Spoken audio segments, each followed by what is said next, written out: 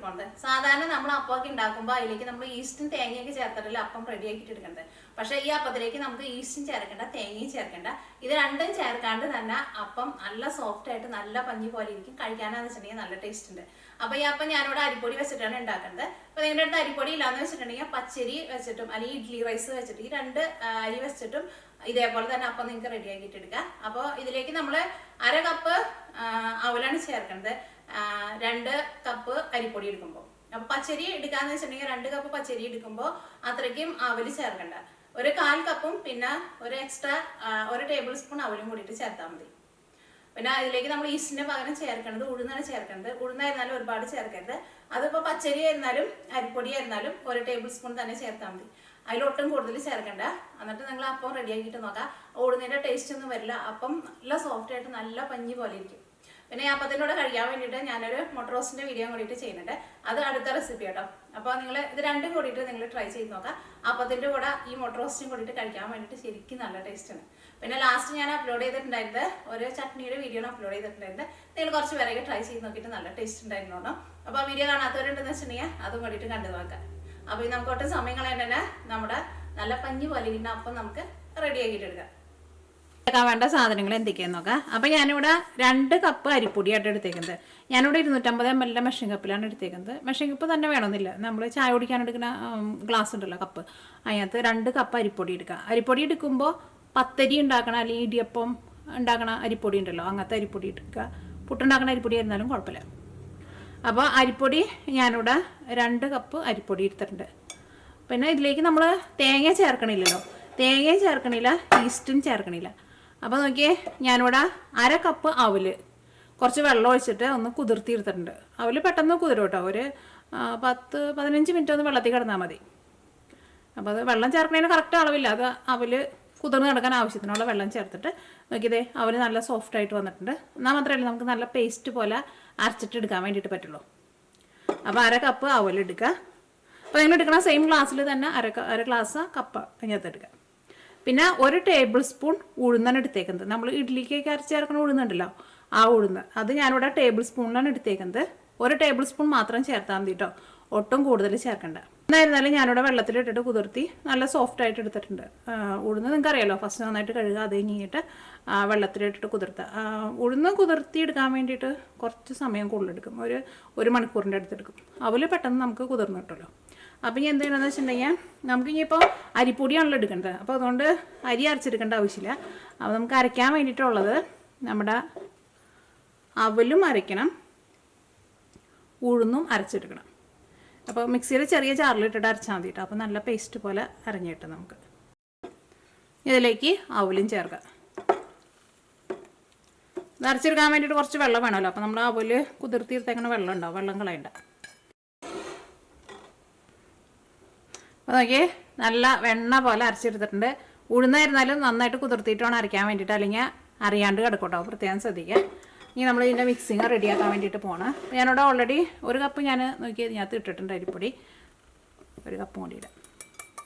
ഈ അരിപ്പൊടി ഞാൻ നാട്ടിൽ നിന്ന്, നിങ്ങൾക്ക് എൻ്റെ വീഡിയോ സ്ഥിരം കാണുന്നവർക്ക് അറിയായിരിക്കും, കിസാൻ എന്ന് പറഞ്ഞ ഒരു അരി നാട്ടിൽ കിട്ടുന്നില്ല. അരിപ്പൊടി നല്ലതാണെന്ന് പറഞ്ഞില്ലേ, ഇത് നാട്ടിൽ നിന്ന് പൊടിപ്പിച്ചുകൊണ്ടുവന്ന പൊടി കേട്ടോ. അത് നല്ല അരിയത്, അപ്പമൊക്കെ ഉണ്ടാക്കാൻ വേണ്ടിയിട്ട് നല്ലതാണ്. അപ്പോൾ ഈ അരി തന്നെ വേണമെന്ന് നിർബന്ധമില്ല കേട്ടോ. നിങ്ങൾ പത്തരി അല്ലെങ്കിൽ ഇടിയപ്പമൊക്കെ ഉണ്ടാക്കാൻ എടുക്കണ അരി എടുത്താലും മതി. ഇതിലേക്ക് നമുക്ക് 1 ടേബിൾ സ്പൂൺ പഞ്ചസാര ചേർക്കാം. ഈ നമ്മൾ അരച്ച് വെച്ചേക്കണ മിക്സ് ഉണ്ടല്ലോ, ഇതിലേക്ക് ചേർക്കാം.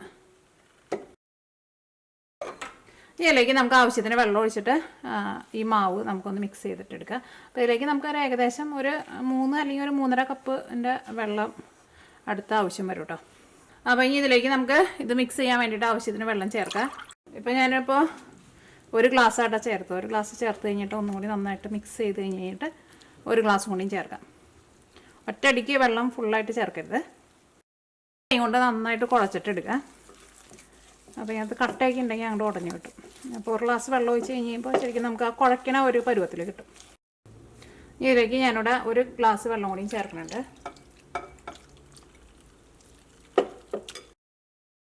ഇപ്പോൾ നോക്കിയാൽ നമ്മൾ ഇതിനകത്ത് 2 ഗ്ലാസ് വെള്ളം ഒഴിച്ചിട്ടാണ് ഇത് മിക്സ് ചെയ്തിട്ട് എടുത്തത്. ഇപ്പോഴും മാവ് കുറച്ച് ടൈറ്റായിട്ടാണ് ഇരിക്കുന്നത്. ഇനി നമുക്ക് മാവ് ഇതുണ്ടല്ലോ മിക്സിയിലിട്ടിട്ട് ഒന്ന് അടിച്ചിട്ടെടുക്കാം. എന്നിട്ട് പിന്നെ ബാക്കിയുള്ള വെള്ളം ചേർത്താൽ മതി. അപ്പോൾ നോക്കിയേ മിക്സിയിലിട്ടിട്ട് ഒന്ന് കറക്കി എടുത്തിട്ടുണ്ട്. ഇത് നമുക്ക് ആ സെയിം പാത്രത്തിലേക്ക് തന്നെ ഒഴിക്കാം കേട്ടോ. ഇപ്പോൾ നമ്മുടെ മാവ് നോക്കി നല്ല വെണ്ണ പോലെ ആയിട്ടുണ്ട്. പക്ഷേ മാവ് കുറച്ച് ടൈറ്റായിട്ടല്ലേ ഇരിക്കുന്നത്. അപ്പോൾ ഇതിനകത്ത് കുറച്ച് ഒഴിച്ച് കഴിഞ്ഞിട്ട് കാരണം മിക്സിയിൽ നിറഞ്ഞിരിക്കുകയായിരുന്നു. അപ്പോൾ ഇനി ഇതിലേക്ക് നമുക്ക് ഒരു ഗ്ലാസ് വെള്ളം കൂടി ചേർക്കാം. നമ്മൾ ടോട്ടൽ 3 ഗ്ലാസ് വെള്ളം ചേർത്തിട്ടുണ്ട്. ഒന്നും കൂടി ഒന്ന് കറക്കിയിട്ട് ഇതിലേക്ക് ചേർക്കാം. അപ്പോൾ അതും കൂടിയിട്ട് നമ്മുടെ ഈ മിക്സിലേക്ക് ചേർക്കണം. അപ്പോൾ നമ്മളിപ്പോൾ ടോട്ടൽ 3 ഗ്ലാസ് വെള്ളമായിട്ടാണ് ചേർത്തത്. അപ്പോൾ നോക്കിയാൽ ഞാൻ പൊടി എടുത്തിട്ടുണ്ടായിരുന്നു 250 ml കപ്പിലാന്ന് പറഞ്ഞില്ലേ. പക്ഷേ വെള്ളം നമ്മളെടുത്തത് ഞാൻ എടുത്തിട്ടുണ്ടായിരുന്നത് ഇതേപോലത്തെ ചില്ലിൻ്റെ ഗ്ലാസ്സിലാണ്. അപ്പോൾ ഈ ചില്ലിൻ്റെ ഗ്ലാസ്സിൽ എടുക്കാമെന്ന് വെച്ചിട്ടുണ്ടെങ്കിൽ നോക്കിയേ 1 കപ്പ് കഴിഞ്ഞ് കഴിഞ്ഞിട്ട് പിന്നെ കുറച്ചും കൂടിയും ബാക്കിയുണ്ടാവും. അപ്പോൾ അങ്ങനെ ഒരു 3 കപ്പ് നമ്മൾ ഈ ഗ്ലാസ്സിൽ എടുക്കാമെന്ന് വെച്ചിട്ടുണ്ടെങ്കിൽ മെഷറിംഗ് കപ്പിലാന്ന് വെച്ചിട്ടുണ്ടെങ്കിൽ കറക്റ്റ് നിങ്ങളൊരു 3.5 ഗ്ലാസ് വെള്ളമായിട്ടാണ് ചേർക്കേണ്ടത്. അപ്പോൾ നോക്കിയേ നമ്മുടെ മിക്സിങ് നോക്കിയേ ഇതേപോലെ ഇങ്ങനെ ഇരിക്കണം. ഒരുപാട് ഭയങ്കര ടൈറ്റായിട്ട് ഇരിക്കുകയും ചെയ്യരുത്, ഭയങ്കര ലൂസായിട്ട് ഇരിക്കുകയും ചെയ്യരുത്. അപ്പോൾ നമ്മുടെ അപ്പത്തിൻ്റെ മാവിൻ്റെ ഒരു കൺസിസ്റ്റൻസി ആയിട്ടുണ്ട്. ഇനി നിങ്ങൾക്ക് അപ്പത്തിന് കുറച്ചും കൂടി ഒരു മധുരം വേണമെന്ന് വെച്ചിട്ടുണ്ടെങ്കിൽ ഒരു 2 ടേബിൾ സ്പൂൺ പഞ്ചസാര വരെ ചേർക്കാം കേട്ടോ. ഞാനിപ്പോൾ ഇതിലേക്ക് 1 ടേബിൾ സ്പൂണേ ചേർത്തുള്ളൂ. 1 ടേബിൾ സ്പൂൺ ചേർത്തിട്ടുണ്ടെങ്കിൽ ഒട്ടും മധുരം ഉണ്ടാവില്ല കേട്ടോ. കറിക്ക് കൂട്ടി കഴിക്കുമ്പോൾ 1 ടേബിൾ സ്പൂൺ മതിയാവും. ഈ മാവ് നമുക്ക് ഫെർമെൻറ്റേഷൻ ചെയ്യാൻ വേണ്ടിയിട്ട് വെക്കാം. അപ്പോൾ ഫെർമെൻറ്റേഷൻ ചെയ്യാൻ വേണ്ടിയിട്ട് വെക്കുമ്പോൾ നിങ്ങൾക്കറിയാലോ, ഇഡ്ഡലി മാവൊക്കെ വെക്കുമ്പോൾ നല്ല തണുപ്പുള്ള സ്ഥലത്താണെന്ന് വെച്ചിട്ടുണ്ടെങ്കിൽ വാമായിട്ടുള്ള സ്ഥലത്ത് വെച്ചാൽ മാത്രമല്ലേ നമ്മുടെ മാവ് സോഫ്റ്റായിട്ട് പൊന്തി വരുള്ളൂ. ഈ മാവും അങ്ങനെ തന്നെയാണ് കേട്ടോ. അപ്പോൾ ഞാനിവിടെ ഓവൻ്റെ ഉള്ളിൽ വാമാക്കിയിട്ടാണ് വെക്കുന്നത്, കാരണം ഇവിടെ ഇപ്പോൾ തണുപ്പാണ്. പക്ഷെ അപ്പോൾ വൈകിട്ട് ഒരു 5 മണിയൊക്കെ ആകുമ്പോൾ അരച്ച് വെച്ചിട്ടുണ്ടെങ്കിൽ നേരം വെളുക്കുമ്പോഴേക്കും മാവ് കറക്റ്റായിട്ട് നല്ല സോഫ്റ്റായിട്ട് വന്നിട്ടുണ്ടാവും. അപ്പോൾ ഈ മാവ് നമുക്ക് ഫെർമെൻറ്റേഷൻ ചെയ്യാൻ വേണ്ടിയിട്ട് വെക്കാം. എന്താ നോക്കിയാൽ ഇപ്പോൾ നമ്മുടെ മാവ് റെഡി ആയിട്ടുണ്ട് കേട്ടോ. അപ്പോൾ ഞാനിത് കാണിക്കുന്നതെന്ന് വെച്ചിട്ടുണ്ടെങ്കിൽ ഇവിടെ ഇപ്പോൾ തണുപ്പാണല്ലോ. അപ്പോൾ മാവ് ഞാനിവിടെ റെസ്റ്റ് ചെയ്യാൻ വേണ്ടിയിട്ട് വെച്ചത് നോക്കിയാൽ ഇവിടെ അടിയിൽ കുക്കിംഗ് റേഞ്ചാണ്. അപ്പോൾ ഇതിൻ്റെ മുകളിൽ ഞങ്ങൾക്കൊരു മൈക്രോവേവ് ഉണ്ട്. അപ്പോൾ ഇതിൻ്റെ അടിയിൽ ഒരു ലൈറ്റ് ഉണ്ട്. ആ ലൈറ്റ് ഞാൻ ഫുൾ ടൈം ഞാൻ ഓണാക്കി വെച്ചിട്ടുണ്ടായിരുന്നു. അപ്പോൾ അതുകൊണ്ട് തന്നെ ഇതിൻ്റെ ഉള്ളിലേക്ക് അത്യാവശ്യം നല്ല ചൂട് കിട്ടും. പിന്നെ പകലാണ് ഞാൻ അരച്ച് വെച്ചിട്ടുണ്ടായിരുന്നത്. അപ്പോൾ ഇവിടെ ഇങ്ങനെ ഗ്യാസ് ഓണാക്കുമ്പോഴും അതിൻ്റെ ഉള്ളിലേക്ക് അത്യാവശ്യം ചൂട് കിട്ടും. അല്ലെങ്കിൽ ഇപ്പോൾ ഗ്യാസ് ഓണാക്കണില്ലാന്ന് വെച്ചിട്ടുണ്ടെങ്കിൽ ഇപ്പോൾ നമ്മൾ കുക്ക് ചെയ്യുന്ന സമയത്താണെന്ന് വെച്ചിട്ടുണ്ടെങ്കിൽ ഓൾറെഡി ചൂട് അതിൻ്റെ ഉള്ളിലേക്ക് കിട്ടും. അല്ലെങ്കിൽ ഇടയ്ക്ക് ഞാനിവിടെ ഗ്യാസ് ഒന്ന് പതുക്കൊന്ന് ഓണാക്കി പകലേ വെച്ചിരുന്നു, ചെറുതായിട്ട് സിമ്മിലിട്ട് വയ്ക്കും. അപ്പോൾ അതിൻ്റെ ഉള്ളിലേക്ക് ഓട്ടോമാറ്റിക്കായിട്ട് ചൂട് അതിൻ്റെ ഉള്ളിലേക്ക് വരും. അപ്പോൾ പെട്ടെന്ന് റെഡിയായി കിട്ടും. അല്ലെങ്കിൽ ഇവിടെ തണുപ്പായതുകൊണ്ട് പുറത്ത് വെച്ചിരുന്നിട്ടുണ്ടെങ്കിൽ എത്ര വെച്ചിരുന്നാലും ശരിയാവില്ല. അതാണ് മാവ് നോക്കി ഇതിൻ്റെ ഉള്ളിലാണ് വെച്ചിരുന്നത്.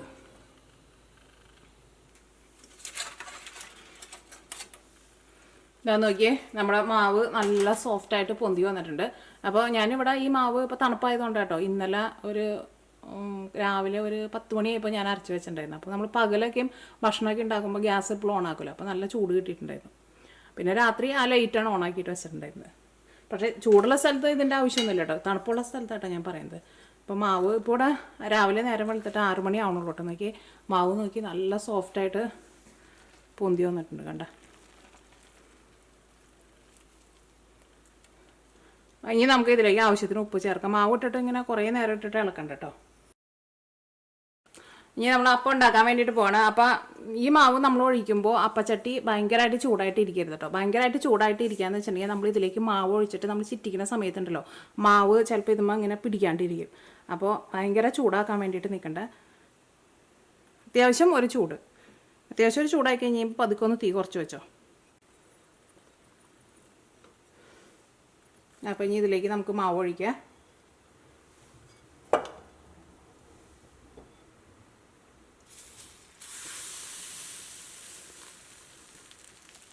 ഈ മാവ് ചിറ്റിക്കട്ടെ. തീ ഭയങ്കരമായിട്ട് കൂട്ടി വെച്ചിട്ടുണ്ടെങ്കിൽ ഇങ്ങനെ ചിറ്റിക്കണ സമയത്ത് ഇത് ഫുള്ളായിട്ട് ഇങ്ങനെ ഈ ചട്ടിയിൽ പിടിക്കാണ്ട് വരും കേട്ടോ. അപ്പോൾ നോക്കിയേ നല്ല ചെറിയ ചെറിയ കൊമ്പളകളായിട്ട് നല്ല സോഫ്റ്റായിട്ട് വന്നിട്ടുണ്ട്. അപ്പം ഇനി മൂടി വയ്ക്കട്ടെ. ഒരു വലിയ ബർണറൊക്കെയാണെന്ന് വെച്ചിട്ടുണ്ടെങ്കിൽ ഒരു ലോ ഫ്ലെയിമിനേക്കാളും ഒരു പൊടിക്ക് വെച്ചാൽ മതി കേട്ടോ, അല്ലെങ്കിൽ പെട്ടെന്ന് കൊണ്ട് കരിഞ്ഞു പോകും. അപ്പോൾ നോക്കിയേ നമ്മുടെ അപ്പം നല്ല സോഫ്റ്റായിട്ട് റെഡിയായിട്ട് വന്നിട്ടുണ്ട്. കാണാൻ തന്നെ എന്ത് ഭംഗിയാണെന്നറിയാം. ഇനി നമുക്ക് അപ്പം ഇതിൽ നിന്ന് എടുക്കാം. ഒരു സൈഡിൽ നിന്ന് പതുക്കെ ഒന്ന് വിടിയിച്ചിട്ട് ഒന്ന് പൊന്തിച്ചിട്ട് എടുത്താൽ മതി. അപ്പം നന്നായിട്ട് മൊരിയിച്ചിട്ട് വേണമെന്ന് വെച്ചിട്ടുണ്ടെങ്കിൽ അങ്ങനെ നന്നായിട്ട് മൊരിയിച്ചിട്ട് എടുക്കുക. ഒരു സൈഡ് അതൊക്കെ ഒന്ന് വിടിയിച്ചിട്ട് ഇങ്ങനെ പൊന്തിച്ചാൽ മതി. അതുകൊണ്ട് വിട്ടുപോരും. നോക്കിയേ, അപ്പം നോക്കി നല്ല ചൂട്. അപ്പോൾ ഇതാണ് നമ്മുടെ അപ്പം. അപ്പോൾ അപ്പച്ചട്ടിയിലേക്ക് മാവ് ഒഴിക്കുമ്പോൾ പ്രത്യേകം ശ്രദ്ധിക്കുക, ഭയങ്കര ചൂടിൽ വെച്ചിട്ടുണ്ടെന്ന് വെച്ചിട്ടുണ്ടെങ്കിൽ മാവ് ചട്ടിയിൽ പിടിച്ചിരിക്കില്ല കേട്ടോ. ഇനിയിപ്പോൾ നമുക്ക് അപ്പം ഉണ്ടാക്കണ അപ്പച്ചട്ടി ഇല്ലയെന്ന് വെച്ചിട്ടുണ്ടെങ്കിൽ ഇതേപോലത്തെ ഫ്രൈയിങ് പാനിലും കോരി ഒഴിച്ചിട്ട് നമുക്ക് ഈ അപ്പം റെഡിയാക്കിയിട്ട് എടുക്കാം കേട്ടോ. ബാക്കി വരുന്ന മാവ് നിങ്ങൾക്ക് ഫ്രിഡ്ജിലേക്ക് എടുത്ത് വയ്ക്കാം കേട്ടോ. ഫ്രിഡ്ജിൽ എടുത്ത് വെച്ചിട്ടുണ്ടെന്ന് വെച്ചിട്ടുണ്ടെങ്കിൽ ഒരു ദിവസം പിറ്റേ ദിവസത്തേക്ക് എടുക്കാം. പിന്നെ കൂടുതൽ ദിവസം വെച്ചിട്ടുണ്ടെന്ന് വെച്ചിട്ടുണ്ടെങ്കിൽ മാവ് ഭയങ്കരമായിട്ട് പുളിച്ച് പോകും. അപ്പോൾ റെഡിയാക്കാൻ പോകണേലും 1 മണിക്കൂർ മുമ്പ് പുറത്തേക്ക് എടുത്ത് വെച്ചിട്ട് ഒന്നും കൂടി നന്നായിട്ടൊന്ന് മിക്സ് ചെയ്തിട്ട് 1 മണിക്കൂർ പുറത്ത് വെച്ചിട്ട് അപ്പം റെഡിയാക്കിയിട്ട് എടുക്കാം. അപ്പോൾ 2 ദിവസം വരെ മാക്സിമം വയ്ക്കാം. അത് കഴിഞ്ഞിട്ടുണ്ടെന്ന് വെച്ചിട്ടുണ്ടെങ്കിൽ ചിലപ്പോൾ മാവ് താഴത്തേക്ക് ഇരുന്ന് പോകും, ഇങ്ങനെ ഫുള്ളിങ്ങനെ വെള്ളം പോലെയാവും. അപ്പോൾ ഇതാണ് നമ്മുടെ അപ്പം. ഇതാ നോക്കിയേ, ഇപ്പോൾ നമ്മുടെ അപ്പം റെഡി ആയിട്ടുണ്ട്. നോക്കിയാൽ അപ്പം എന്ത് സോഫ്റ്റായിട്ട് ഇരിക്കണമെന്ന് നോക്കിയാൽ. ഇതിപ്പോൾ നന്നായിട്ട് ചൂടാറിയിട്ടുണ്ട്. ചൂടാറി കഴിഞ്ഞാലും അപ്പം നല്ല സോഫ്റ്റായിട്ട് തന്നെ ഇരിക്കും. തേങ്ങ ചേർത്തില്ലെങ്കിലും നല്ല ടേസ്റ്റ് ഉണ്ട് കേട്ടോ. ശരിക്കും നമ്മൾ ആ തേങ്ങ ചേർത്ത് ഉണ്ടാക്കണ പോലത്തെ ആ സെയിം ടേസ്റ്റ് തന്നെ നമുക്ക് കിട്ടും. പിന്നെ ഇതിലേക്ക് നമ്മൾ ആ ഈസ്റ്റ് ചേർക്കാത്തതുകൊണ്ട് ആ ഈസ്റ്റിൻ്റെ ഒരു ടേസ്റ്റ് ഉണ്ടല്ലോ, അതൊന്നും വരികയും ചെയ്യില്ല. ഉഴുന്ന് നമ്മൾ വളരെ കുറച്ചല്ലേ ചേർത്തിട്ടുള്ളൂ, അപ്പോൾ അതുകൊണ്ട് തന്നെ ഉഴുന്നിൻ്റെ കുത്തുണ്ടാവില്ല കേട്ടോ. ഇത് നമ്മൾ മറ്റേ പാനിൽ വെച്ചിട്ട് ഉണ്ടാക്കിയിട്ടില്ലേ, അത് ഇതിൻ്റെ ഉള്ളിൽ നോക്കി അല്ലേ. പിന്നെ മാവ് നിങ്ങൾ മിക്സ് ചെയ്തിട്ട് വെക്കുമ്പോൾ ഇപ്പോൾ നിങ്ങളുടെ അവിടെ ഭയങ്കര തണുപ്പാണ്, അപ്പോൾ നിങ്ങൾക്ക് ഇങ്ങനെ വാമായിട്ടുള്ള സ്ഥലത്ത് വെക്കാൻ വേണ്ടിയിട്ട് പറ്റണില്ല എന്ന് വെച്ചിട്ടുണ്ടെങ്കിൽ 1 നുള്ള് ഈസ്റ്റും കൂടിയിട്ട് ചേർക്കാം. അത് വളരെ കുറച്ച് ചേർത്താൽ മതി, ഒരു 1/4 ടീസ്പൂണൊന്നും ചേർക്കണ്ട, ഒരു നുള്ള് എടുത്തിട്ട് ചേർക്കാം. അല്ലെങ്കിൽ കഴിയുന്നതും വാമായിട്ടുള്ള സ്ഥലത്ത് വെക്കാം ഈസ്റ്റ് ചേർക്കാണ്ട്. അപ്പോൾ ഇതേപോലെ തന്നെ നമുക്ക് കിട്ടും.